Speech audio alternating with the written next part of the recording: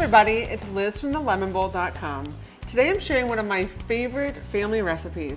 It's Lebanese chicken Tawook, except this time I'm making it on a sheet pan to save time. And it keeps the kitchen a little bit cleaner if I'm being honest.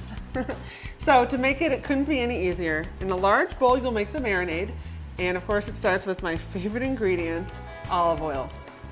Olive oil, of course, when you're cooking with lean chicken breasts, you need to add a little extra fat to keep it super moist. And then next, of course, fresh lemon juice. And in general, I use about 1 lemon for every pound of chicken. Depends how juicy that lemon is. All right, garlic. Garlic is the key to all good food. Don't go cheap on it and always use fresh. Now for this one, I like to use a microplane, and that purees the garlic almost into a paste. And the nice thing with that is that no one's going to end up with any big chunks of bitter garlic when they're eating.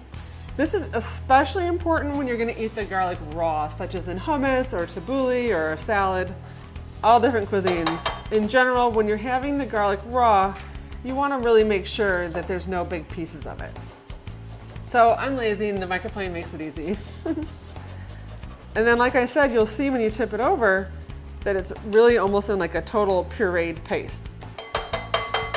And then that way you're not dirtying a cutting board or one of those garlic presses. All right, next, salt. My general rule of thumb is about 1 teaspoon of salt for every 1 pound of meat. And that's across the board, not just for this particular recipe. Now I've been cooking for a while, so I can tell it by hand feel, but of course you can always use a measuring spoon. And like I said, it's about 1 teaspoon for every pound of meat. And then when there's salt, there's pepper. They go hand in hand. That's it. That couldn't be any easier. I'm going to whisk that together. And if it seems like it needs a little more oil, you can add a little bit more oil. Like I said, cooking is fun. We're not baking, so you don't need to worry about messing it up or specific measurements. All right, I'm going to add just a little more olive oil. Okay. So the marinade's done. Now we're going to put our chicken breast, which I've just cut into large cubes. As you know, meat shrinks about 1/3 when it cooks. So it depends, how big you want it when it's done. That's how big you want to cut it. So cut it a little bit larger than what you want to end up with. So I've still got little kids at home. I like to keep the pieces on the smaller side so I don't have to go around cutting their meal. All right. And then we're just going to mix this together. And like most marinades, the lemon juice is going to kind of tenderize that meat.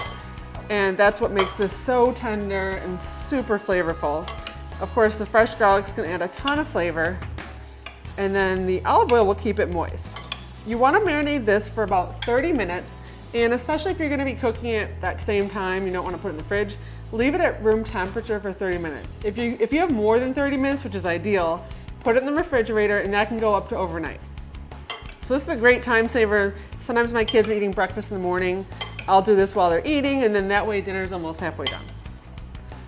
All right, for the final step, you just want to get 1 big sheet pan, and I've sprayed this with cooking spray to make sure nothing sticks, and then you just pour it out. And then of course, you want to make sure it's in as about of a single layer as possible.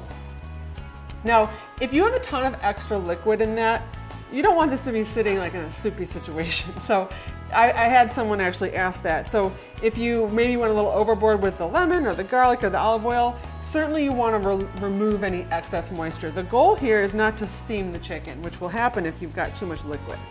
The goal is for it to cook in a hot oven.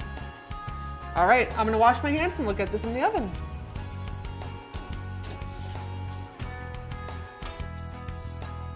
Okay, so the chicken Tawook is out of the oven.